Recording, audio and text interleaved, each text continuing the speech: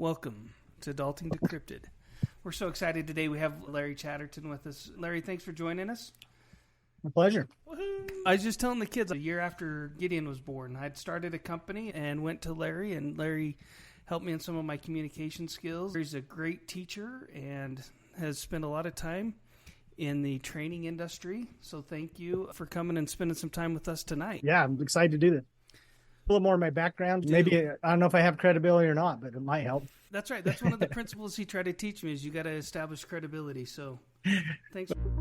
Welcome to Adulting Decrypted. We are your hosts. I'm Gene, and I'm starting my first year of college. I'm Ashton. I'm a music performer, composer, and educator. I'm Gideon, a high school senior. I'm Roscoe, the dad. Those are my three sons, and this is Adulting Decrypted, where we discuss ways to become adults and the things we need to know to be successful at life. So, tonight as we talk about listening skills, I think those that teach are the ones that can't do it. So I always got into what I did because I wanted to learn it as well, and I was forced to be held accountable. So communication skills and leadership skills. So I got my start in probably 1997 with a course called the Dale Carnegie course. So if you're familiar with how to win friends, influence people, and some of that's the Dale Carnegie course. And first session of the class, I went, oh, that's what I want to do, and kind of set me on the right track. I was looking at going into healthcare, and I had a small business with my parents that I was helping them run. That might be a fun story for another day. But it was based 100% on the honor system, so it's kind of interesting to run that. But after going through Carnegie, I spent about 11 years there, 3 of those in Portugal, running Dale Carnegie over there and delivering in Portuguese, and then came back and ran Utah for 8 years. Started my own speaking, training, coaching company, had a small stint with Associated Food Stores, a large grocery store conglomerate. And then, since 2010, probably been out speaking and training around the world. So had to take a quick break in 2020 when the world said, let's stop having live events. But we're back at it. I just got back from Vegas this last week and headed somewhere in Missouri in a couple of weeks, and was in Montreal early December, and so just trying to get back in the swing of things. So am I doing the math right, Larry? That's almost 6, or from the time I took the Dale Carnegie course till now, almost 28 years ago. Wow, I didn't think you're that old. No. Yeah, well, you'd think I'd figured it out by now, but I still get myself in trouble. It happens to all of us, doesn't it? Absolutely. A lot of years adulting. Ashton, I think you had a question before I cut you off. Someone like you and my dad are both a little bit more into the sphere you guys are in than we are. But if someone who doesn't know what you do at all, and you were going to advertise yourself in probably like a sentence or less, how would you say you do what you do? Well, when somebody says what I do, I always say I help organizations create a top-notch customer and employee experience from the front line to the front office. Oh, cool. And when they ask me how I do that, well, we come in, we identify specific needs and train leaders and team members on the front line to have great communication skills. And most of my work now is around customer service and leadership. So I've worked with clients like BMW, United Airlines. I spent 5 weeks in the Seychelles Islands helping a 5-star resort open up there. I trained the staff at Madison Square Garden. Been to Europe, trained a cruise line in the Mediterranean. Sounds like some rough I've had gigs. some amazing fun projects. Yeah, no, totally. Cool. Thanks. Yeah, just curious. Okay, I appreciate that. So yeah, and the name of my company, well, it's LarryChatterton.com or Chatterton Inc. But I have a philosophy I call the final 3 feet, F3F. So the final 3 feet. And actually how I named that company is a little to do with listening skills. I was out on a bike ride one day and I was listening to a book by a guy named Frank Luntz. He's does a lot of just research and stuff on politics and marketing. And he has a book called Words That Work. It's not what you say, it's what people hear. And so I was listening to this book and kind of pondering this, like how, it's not the words I use, but it's what people hear. And suddenly it hit me like a ton of bricks. I'd been to a seminar and the president of the World Trade Center, Utah, was speaking. And somebody asked him the question, why do you travel around the world and spend so much money to go to Brazil and China and all over to do these trade missions when you can do so much digitally now? And he just said, we do all we can digitally. He said, but what truly matters most are the final 3 feet, or the human-to-human connection. And it just hit me because that's all that I've talked about is really connecting with people. And we can do it digitally now. We have a lot of resources like this where, we can see each other. We cut out some of the communication skills through this, but it's one of what I'm going to talk about in a minute called filters. But we can overcome those. But as long as we connect with other people and make it feel personal, then we can overcome those barriers. I love that. The final 3 feet makes a lot of sense to me. And you said it's not what people, can you say that quote again? So it says it's not what you say, it's what people hear. Oh God, that's powerful. Yeah, and I love that you're talking about connection. As we reach out to our listener, that's one of the big things that we hear back is, how do I really connect with people? How do I get closer to people? Because we are in the digital age, and a lot of the first interaction is digital, and then we strive to get personal. So thank you. I'm excited. Well, and if you look at it, communication or listening isn't necessarily just about hearing words. It's about, or reading words, right? It's that understanding and what's the emotion behind it. What's the concerns, beliefs, the energy, the commitment. There's so many factors, and so many people think we listen with our ears.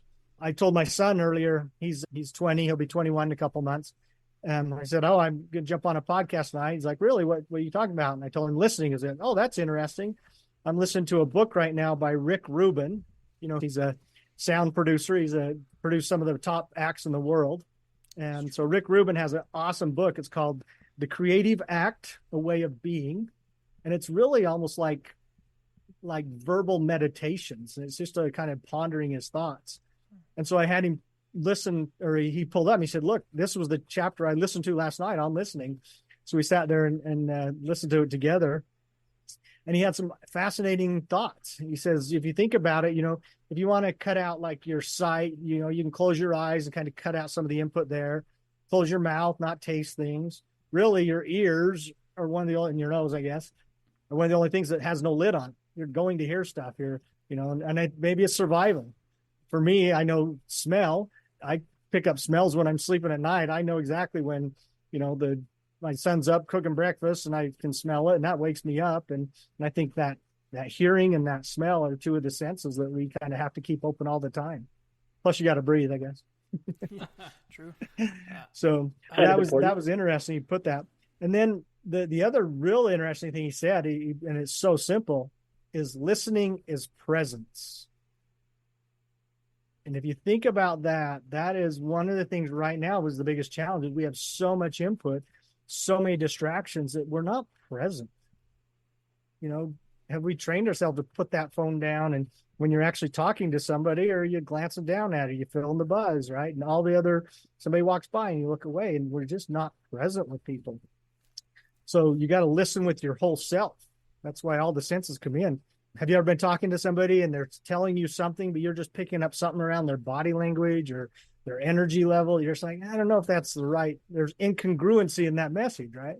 Maybe Roscoe remembers this. I used to talk about this incongruency when there was a politician giving a speech, and he said, "Our deficit is getting smaller and smaller and smaller." And for those that can't see on Zoom listening, as I said, smaller and smaller, I actually spread my hands apart so it looked like I was catching the bigger fish each time. So, when we see that incongruency or feel that incongruency, we're going to believe more, not the words we're hearing, but the way it's being said, the body language around it. And so those are so critical to listening skills. So having the ability to just be present, be there with somebody. Are those incongruencies generated by an individual not being present in what they're saying, or is it more subliminal messaging that? What causes that incongruency, and why is something like that more important to pay attention to, like in your day-to-day? I guess it might depend on how in-depth the topic is or what you're talking about. If they know they're telling you something that's not true, they're going to give off signals some way. They're people that are masters of body language reading. And our friend Mike Worlton, he does micro facial expression reading, where, if your pupils dilate when you say something, he'll pick up on it, and makes me uncomfortable to talk to him all the time because I don't know what I'm doing. I don't know what to do with my hands when I'm talking to Mike. I don't know what signals I'm giving off. He's like, but I think as human beings, if we become genuine, the more genuine we are, the more we're clear in our communication, what we're saying. But I think a lot of times it is just subtle differences, either the way somebody's saying something. And if it's a blatant lie, it's going to be maybe a little more obvious, or they practice really good to be a good actor, and they might just not feel the message themselves. Larry, I do remember you teach me congruency between verbiage and body language, and it really helped me out when I was working with one of my clients, and he was talking about getting together and working with somebody, and he's pounding his fist to his other hand. He's like, "We're just going to get together and we're going to work on this," and I'm like, "Wait, so how do you work on something like that?" And then he starts explaining, and it was like he was pounding a fist. He goes, "I'm going to tell her this, and I'm going to tell her." And I'm like, wait. When we work together, we rarely tell somebody. A lot of times we try and communicate, and we spend time talking. And I changed my hand language to where I was interlocking my fingers, and we said we need to get together and talk about these things, not tell her. And it was really helpful on watching that individual, because he was very animated and very much used his hand, and he wasn't intentionally, Ashton, to answer your question, he wasn't intentionally lying.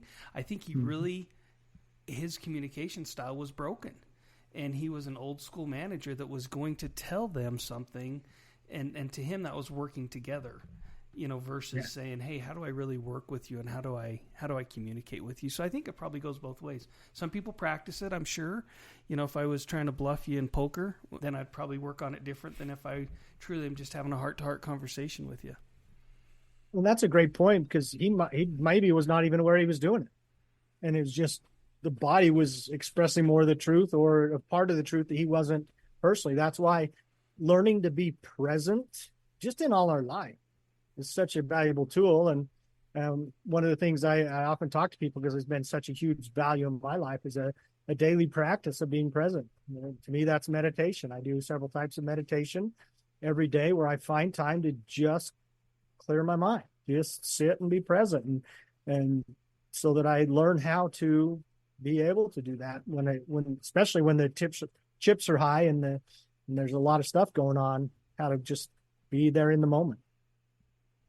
During that, are you practicing? Sorry, what? What's Gideon saying?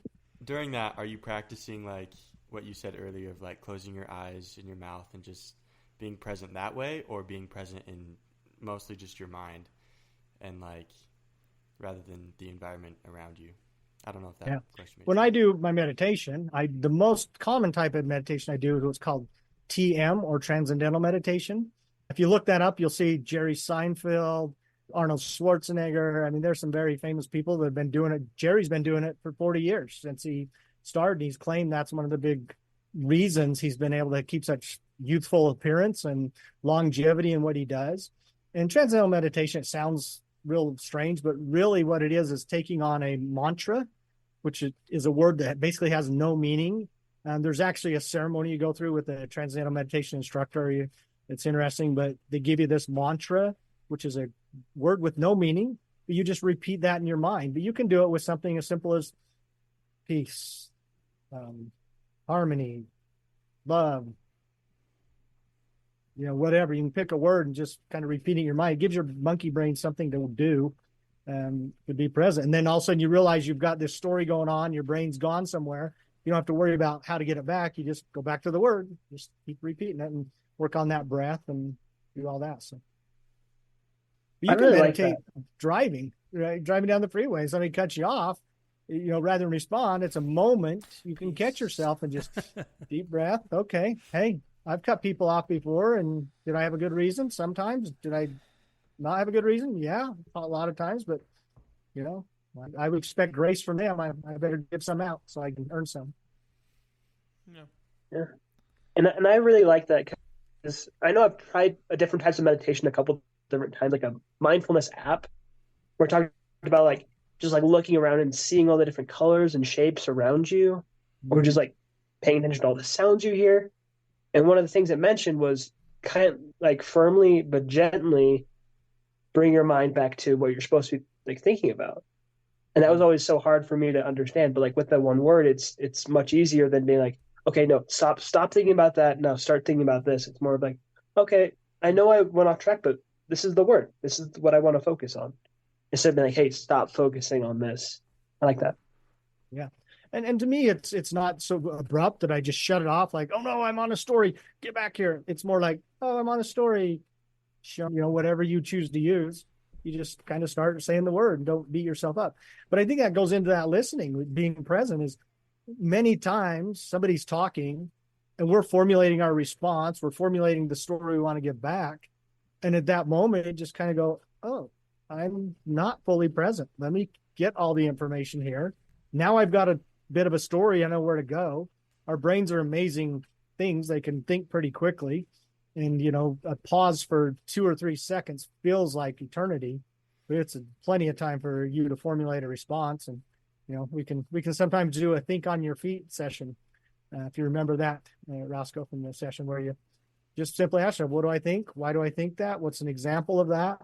And then instead of speaking what your opinion is, you actually start speaking with an example, a story or something like that, which in the end leads to what you're thinking. So maybe that's another session sometime. I'm telling you, Larry, you reminded me of all this stuff. We could have you on every week and go over communication See, styles, maybe I just better do my own.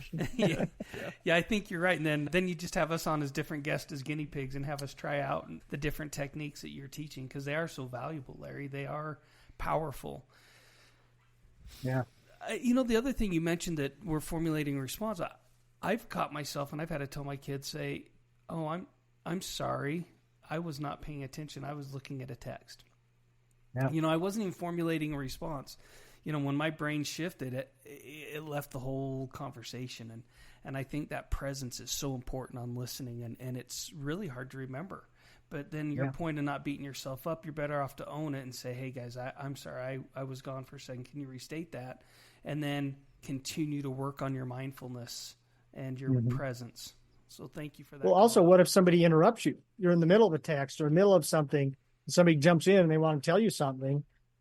I think it's totally appropriate. I've seen this happen. I was just in Costa Rica and saw some people doing this where they basically stopped the person. Would you hold on a minute? I want to give you 100% attention, and I won't be able to do that unless I take care of this right now. Will you let me finish this text, and then I will be fully present with you because I owe that to you.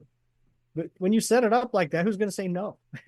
Unless it's an emergency and you're telling me the building's on fire, oh, sure, take your time. Take a minute and just take a second. Now say, and then let them know. Now I can be fully present. Now I can be here. Because, this goes into one of the things I was talking about, organized here, is many times when we're listening, things come up, which I call filters. And every time we communicate something, it goes through a different filter.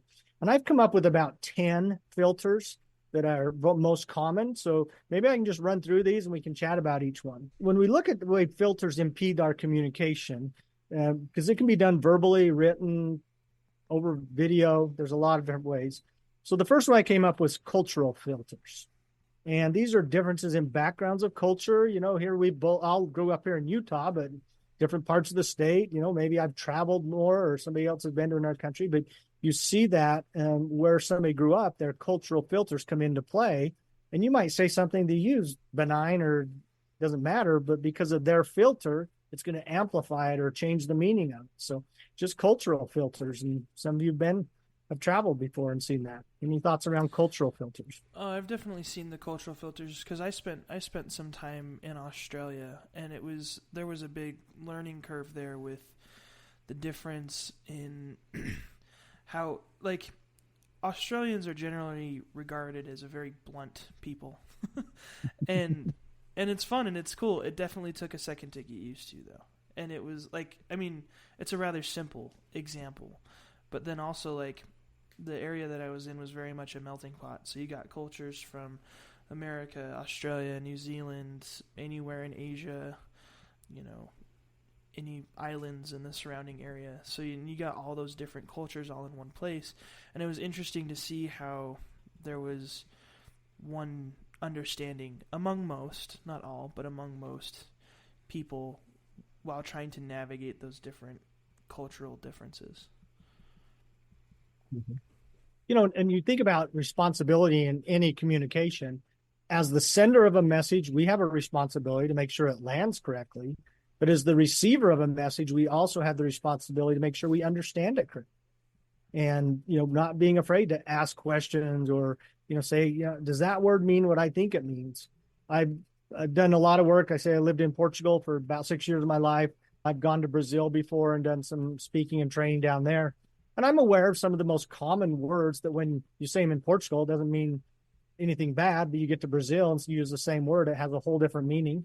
We have the same with Britain and the US, right? So you got to be aware of those. So it's interesting when you have those different languages, either you've got to take the responsibility to figure out what it is, or the minute you learn that, the responsibility to use it. Yeah, that's very powerful. It's not limited, I think, just to nationalities, right? Sometimes it's cultures inside of a business, inside of families, inside of religious cultures, where something might be accepted as a norm, and then all of a sudden you're like, oh, I didn't realize. For me, one of the big changes was he, she, they, them, some of that culture around that, and retraining and understanding how to make people still feel important, heard, and understood and validated. And I think that's part of that culture is saying, okay, I understand what you're saying, or restating, like you said, as the hearer, saying, okay, this is what I'm hearing. Is this correct? Am I hearing this correctly? And seek for that understanding. That's why paraphrasing back is such a valuable communication tool in itself. When we think of culture, you also got gestures and customs and value systems. So those are all come into play.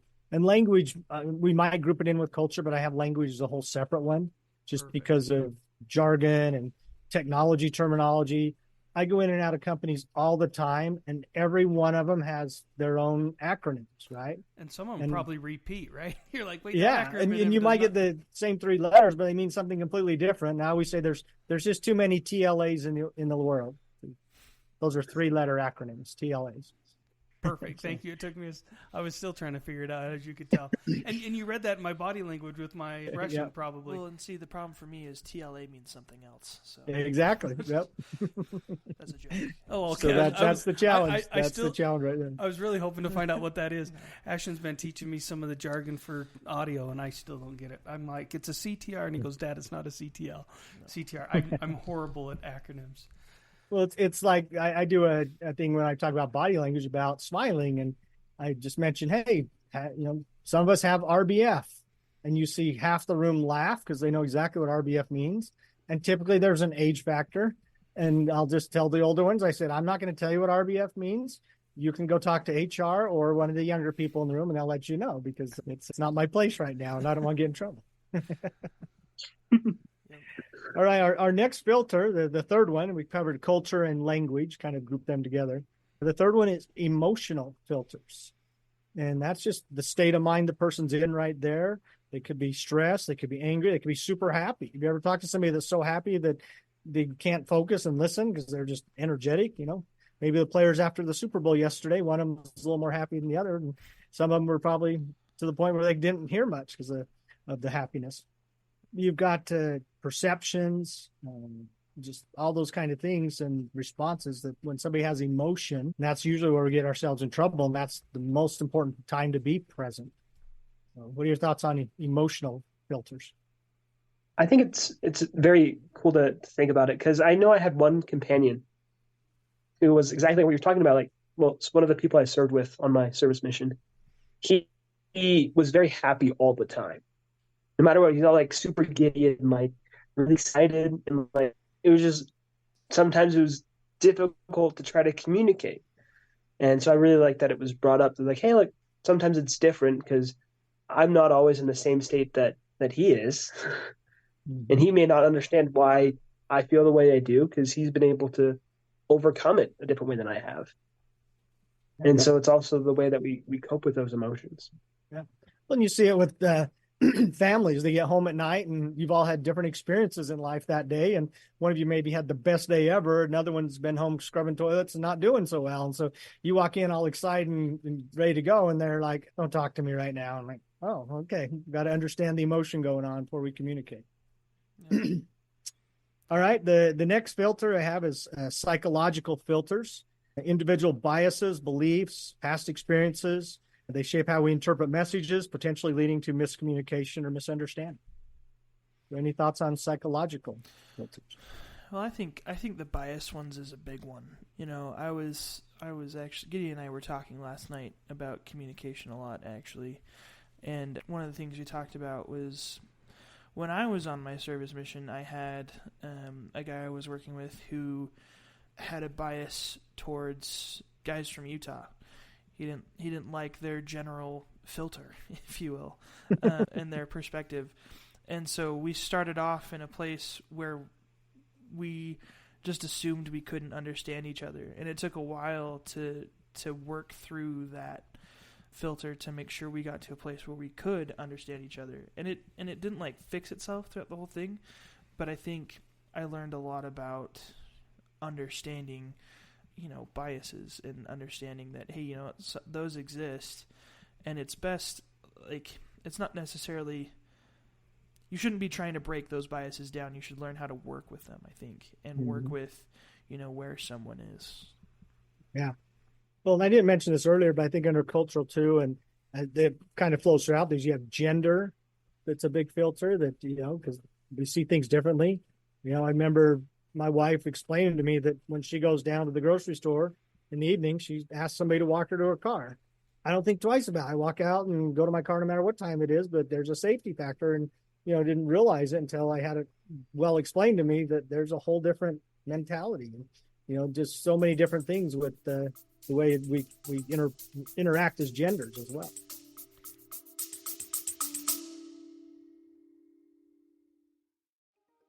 Hello. If you're listening to this right now, that means you're currently listening to an episode of Adulting Decrypted. And let me just say thank you. My name's Ashton, one of the hosts of Adulting Decrypted, and I wanted to steal a quick second of your time to do a shameless little plug.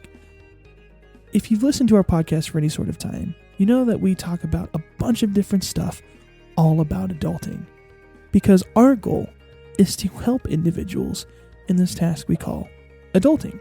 Now, we have just revamped the way that we do this. If you go to adultingdecrypted.com, you can see all of our episodes sorted out by category.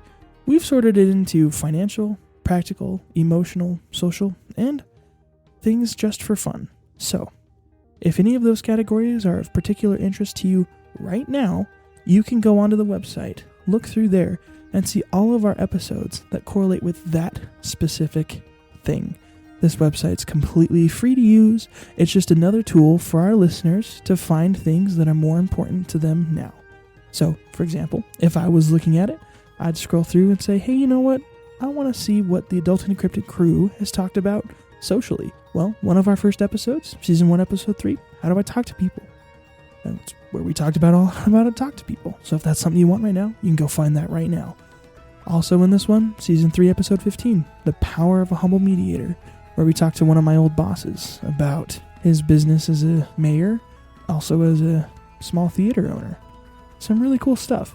So, if you're looking for a better way to organize through all your self-help podcasts, try adultingdecrypted.com and enjoy the rest of the episode.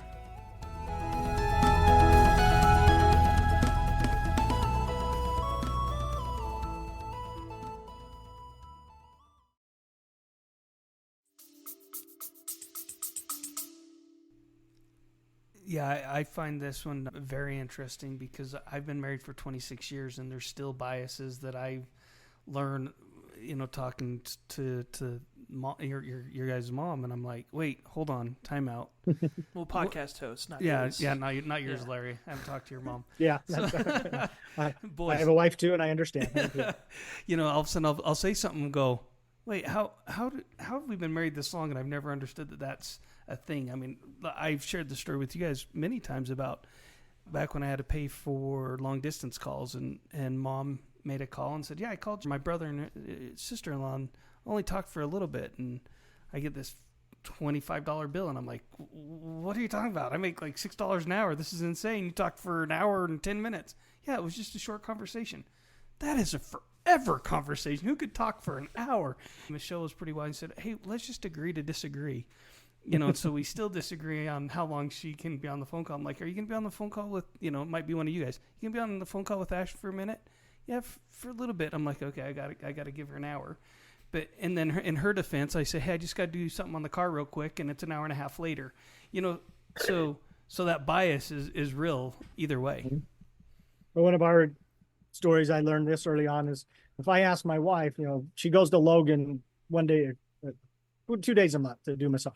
And one night on a Sunday night, I'm like, what time are you leaving for Logan tomorrow?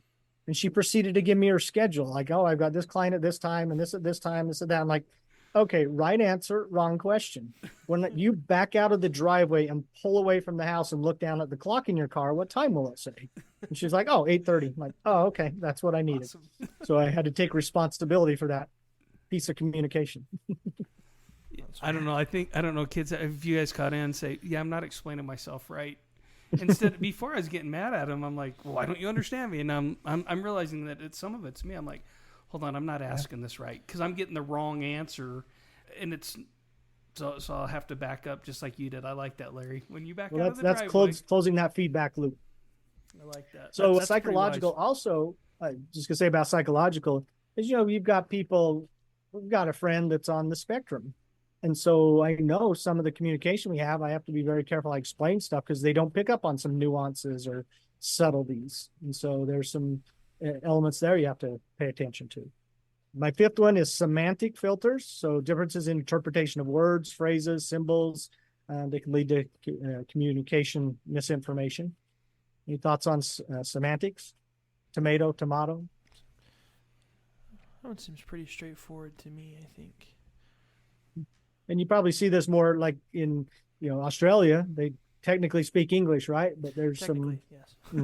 Accent differences, and they use some different words. And that's well, we had plenty of discussions about the pronunciation of Z or Z or aluminum or aluminium or caramel and caramel, all that sort of stuff. I just remember you came home and you were swearing a lot more than when you left. You were like, Dad, these are just standard words over there. I don't know what your problem is. It did happen. Is that fair? Yeah, no, that's fair. And I thought it was pretty funny. I'm like, wait, I sent you out on a church mission. You come home using words that only I use at the house, and I'm not really allowed to because Mom gets mad. And you're throwing them around. I'm going, wait, I'm just joining my son now. It's okay. We're fine. We're talking Australian. We're bonding. Yeah, that's right. Got to say it with a little bit of an accent to make it okay. Oh, is that right? Oh, that was my problem, Larry, all these years. So, yeah. But I do think, sorry if I could just real quick, I think that words and slogan and jargon is one thing that we have to be careful of, especially via, digital communication. There's times like, I don't know what those 3 letters meant or that one thing meant. I might read it wrong, right? Laugh out loud, Mm-hmm. I get it because the first time somebody ever did that, they said, hey, what import term is this? LOL, I see this on a paperwork. I'm like, I don't know, man. Let me see the context.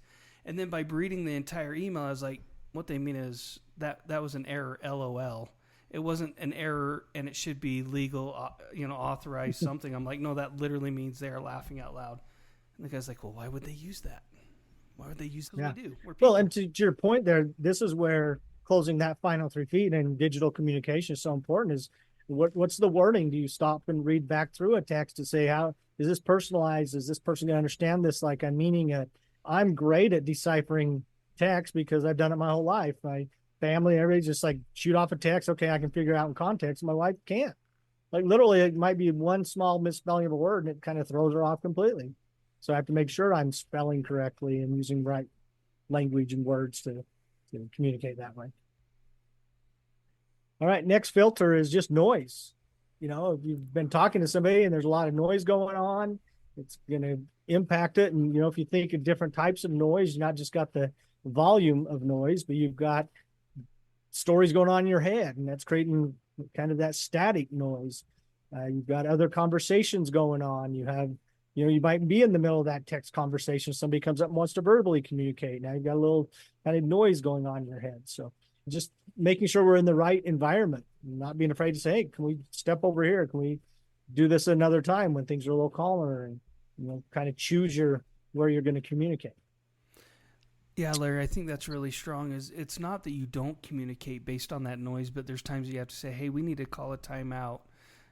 It was interesting the other night at the bull riding thing, and I was trying to get to know somebody, and we were talking mid-conversation, then all of a sudden the music comes on and they start doing the intro, and he goes, "Look, I don't want to yell." And I said, "Yeah, it's not fair to get to know you this way."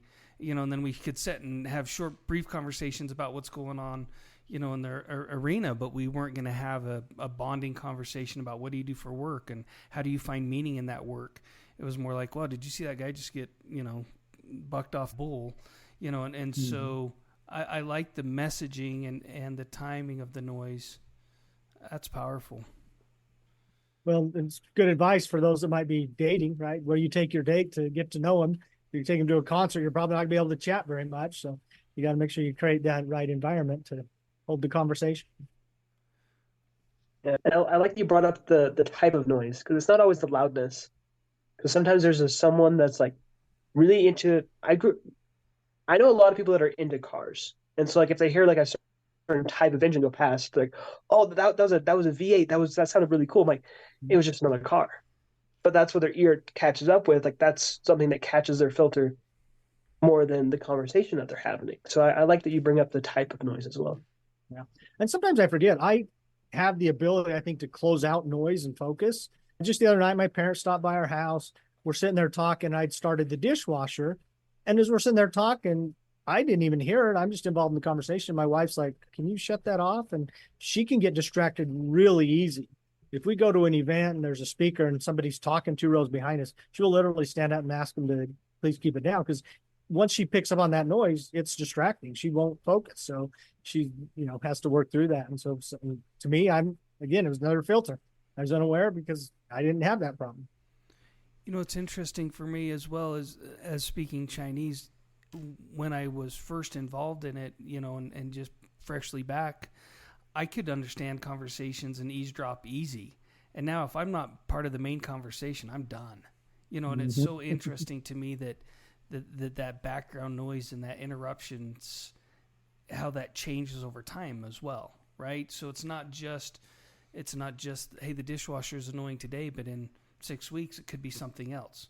Michelle can tune out the dog pretty dang good. I don't know if you guys know that, but Yoda can bark and she can be like, I didn't even hear him. And I'm like, the first time he whimpers, I'm like, I'm going to go down and kill him. He's done. So. Yeah. I think an interesting point, I'm not sure if this is something you'll bring up later, but visual noise as well. My brain just went to like teachers, especially my seminary teacher. He's a person who's like, guys, you can't be on your phone because that's just going to distract me. Like, he'll just have to stop. He's like, guys, I lost my train of thought because I saw you guys doing something. Can you stop? Or, like, do something else. So I don't know if that's a different point, but that's interesting as well. Well, as someone who does teaching, like, it's so true. Because normally you think that teachers are telling you just to get off your phone, because they have a superiority complex. But it's really like all of a sudden your brain is like, am I not being engaging enough right now? And all of a sudden everything you were talking about is just gone with the wind. So that's definitely a thing. Well, and you've kind of picked up, the next one is technological filters. And if you've ever been on a Zoom meeting and you're distracted, you got another window open, you're doing stuff. Maybe somebody's got something going on their screen and you're not paying attention to that in their background and not the person talking. So you do have that visual noise that happens quite a bit. And that's why limiting those as much as you can. Like say, we all put our phones on silent before we started, not just to the sound quality, but hopefully get some distraction as well. Yeah, I think technology is a hard one because it goes back to your meditation earlier. Even that conversation, I was thinking, man, so many times I have my earbuds in even now outside when normally I wouldn't have had any technology. I wouldn't have had a phone. I was talking with a friend of mine the other day. He says, you used to be out in the nature. You were out in the nature. You pulled out the headphones, you were there. And now you can throw in an Audible book, which is great, right, Larry? You ride street bike, a road bike, on a couple 100-mile rides and stuff like that. I'd imagine. Yeah, it's been a while since I've done that, but I always have my headphones in listening to books. Yeah. I'm driving around, I'm at the gym, podcasts, books. I've just constantly got stuff going on. Yeah, and so it makes that more enjoyable. Without that, you'd be like, hey, wait, hold on, this is just monotonous. And so, but then there's also times that you have to unplug and say, okay, I'm just here to be here. And I think that's hard for technology. I told my kids right before we sat down, I said, I've got to close this screen because it was a big project that I'm working on outside of Adulting Decrypted that has nothing to do with it. And if it was even up anywhere near me, my brain would keep looking back at it because it's something I need to get done tonight. Mm-hmm. And so I just had to shut it off and say, to be present, I have to kill that technology. I have to turn it off. Ashton, you do something at night with your phone. I know because I've texted you. Oh, yeah. I have it. I have an iPhone and I have the setting turned on where it has a focus mode of sleep. And so anytime past 9:30, I don't get pinged for notifications. I can still check, but they don't come through. Yeah, that's discipline. That's good to have. It's good to be in that habit. Yeah, sometimes, as a speaker, I know people are going to be on their phones while I'm speaking, and sometimes I've just learned to not take it personal. Sometimes I they might be fact checking me on what I just said right there. And other times in the beginning, I've said, look, I know you're all going to get a message, and if you need to respond to it, well, respond quickly and come back to me, because if you're sitting there thinking about it the whole time, then I've lost you for longer. So just take care of it and get it over with and come back to me, and we'll keep going. So let me wrap up these last three. We've got perceptual filters, variance in perceptions, including differences in sensory abilities and cognitive processing, and affect how information is received and understood. I have a great friend. This guy is brilliant, top of his class, Harvard Law, but he processes information a little more methodical than I do. Whereas I might blurt out a quick response and wish I'd kept my mouth shut. He just keeps quiet, and then all of a sudden I'll be on to a new topic and he'll answer the previous one. And I've had to learn to slow down when him and I are talking, because he's just so brilliant, and I want to capture everything he says, but I'll make sure when I ask a question, I let silence be there. I let it, because he's processing the information to give me a good answer. So I've had to learn to work with that. I like that one. I like that one a lot, because that silence has been so hard for me. I'm like you, Larry. As soon as it goes quiet, I think I got to fill the noise, or fill that space with noise. And I think that setting and letting, especially when you're asking a real thought-provoking question, sometimes people don't even realize it's coming, right? So you have to ask the question, then stop and wait. Mm-hmm. Yeah. Well, even now, and I mean, because we're on audio supported podcast, all of us are conscious of any silence. Although there's some silence, we better fill it, right? Because we don't want to lose somebody on that brief moment. And I don't know if you have those editing capabilities, but we're all aware of it. But it's the medium we're in, and we're adapting to that. So yeah, and I have shrunk those, which I thought it was good to leave silence in it, and I'm like, nope, got to shrink those to half a second instead of 3 or 4 seconds, and because you're right, and I don't know, you're probably the same as I am. We listen to those a little bit faster. And so a dead space makes you think, oh, did my phone die? Exactly. I've done that, man. Yep. So the next filter is a personal filter. Personal biases, preconceptions, selective attention may filter out certain information or influence how it's interpreted. Just your own life experience.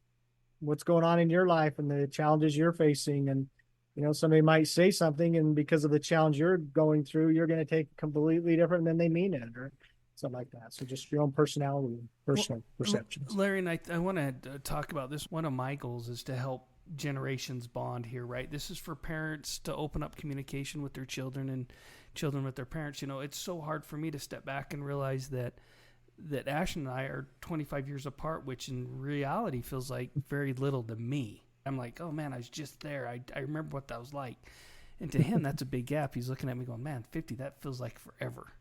And so acknowledging that and understanding that there's a gap there, and that we've seen different things, and we grew up totally different. Gideon and I probably even more so, as far as when he got technology, when I got technology, and what technology was, right? TI, Texas Instrument, DOS prompts versus open it up and GUI interfaces. And, do you guys even know what a DOS prompt is? Nope. Okay, there you go. See, so that's what's running your computer the whole time. You don't even realize it, but that's fine. See, now I felt smart for a second, Larry, but I really don't know much about technology. When you bring it up, it reminds me of a conversation I remember us having, where we're like, well, when did you get your first phone? Because we're all seeing that our peers getting phones, and we're like, Dad, when did you get your first phone? I bet you got it in junior high school. And you're like, I didn't get one until after I was married and had a full-time job. And so it's just those things, we grow up differently. Mm-hmm. Yeah. I was 27 years old, and I was paying 25 cents a minute on any call. So incoming or outgoing, and it was the big brick that I had to pack around two batteries with me, and yeah. And there was no such thing as text. A text was a 911 Oh, on no. a pager. You know, call Yeah, me it back. was It's just an a phone. emergency. All right, my last one I have here is interpersonal filters. That's your relationship dynamics, power differentials, trust issues between communicators, and it can often lead to clarity and effectiveness of communication. So when somebody has a title, I've seen people react differently when somebody has a boss title or a CEO or a manager title compared to something else. So just how long you've known each other. You see people changing communication when they bump into an old buddy from high school, those of us that were there a long time ago, and you kind of revert back to some of your language you use and the way you spoke, and then, it changes. So just, and sometimes those people change, so they're grown out of that, and you got to adapt back to that. So, but those interpersonal filters. Yeah, there's like a meme that was popular in my age group, or is, of like when you accidentally use personality A with group B sort of stuff, and then you realize, oops, I've got to switch back to this other joke system, or these people didn't get that reference sort of stuff. It's, having to switch based off what area you're in, I think is important. Well, and Stephen Covey made the famous quote, most people don't listen to understand, they listen to respond. And as Roscoe knows, I always want to throw down a challenge, and something I'm working on this week myself, so I'm going to invite y'all to join me, but I'm working on my listening skills. I'm really am I present? Am I truly listening to this person, to what's going on? Lucky on podcast, you can rewind when I realize my mind's been distracted, but can't normally do that in a live conversation. So trying to get rid of a lot of these filters I can, but just consciously being present in the moment, and just do it for a week, make it a conscious effort, and then it becomes unconsciously competent. Unconsciously competent. I like that, Larry. Larry, you gave us a lot to think on. Larry, you've got some new things coming down the chute. I'd like you to plug yourself and tell people where they can find you and what you've got going on with your men's group and some of the other exciting things you have going. I appreciate that. This has been great. And I've had a real great experience a couple months ago down in Costa Rica. And I had a real epiphany that, men particularly don't necessarily have a place to kind of connect and bond. So I've got a new men's coaching program. It's called Connect and Grow. We're going to do 4 group sessions over Zoom every other week. And then the week between, we'll have a one-on-one personal coaching session for the people that are in it. Hopefully, we're going to have about 10 participants. I've got a few come from all over the country right now, so we're hoping to pull those all together. So it'll be a 2-month program. You can reach out to me at Larry Chatterton. Chatterton is just like it sounds, ChatterTon.com. So Larry at LarryChatterton.com. And love to hear from people. And even if it's been a while and you're listening to this podcast months down the road, reach out anyways, because I'm hoping this is the first of many of these programs I'm going to do. Then got some speaking gigs coming up around the world, and just looking forward to those. Larry, thank you so much. And those will all be in the show notes, so people can also refer to those in our show notes. For sharing those thoughts with us. You've given, me at least, some things to think about. Communication is a big question for me a lot of the time, and so it'll be fun to try and apply some lessons learned. Thank you, Ashton. So the challenge is to consciously work on your listening this week. Be totally present in conversations, and make sure that you, for 1 week, make listening a priority. Thank you so much, Larry. It's been awesome. And of course, we would love to hear how you guys have listened and had your experiences and anything funny. So you can reach out to us on any of our social medias, Instagram, Facebook, at Adulting Decrypted. We have a Reddit. That's always fun. We can chat. So always reach out. And thank you.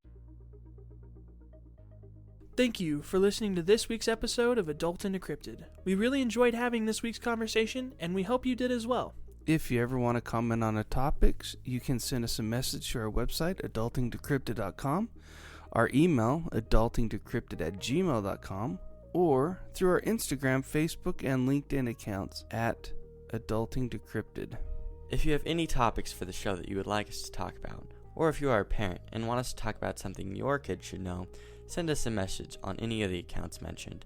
If you would like to be a guest or have an idea for someone you think we should have on our show, feel free to send us an email detailing your thoughts to adultingdecrypted@gmail.com. Adulting is teamwork. We have merch.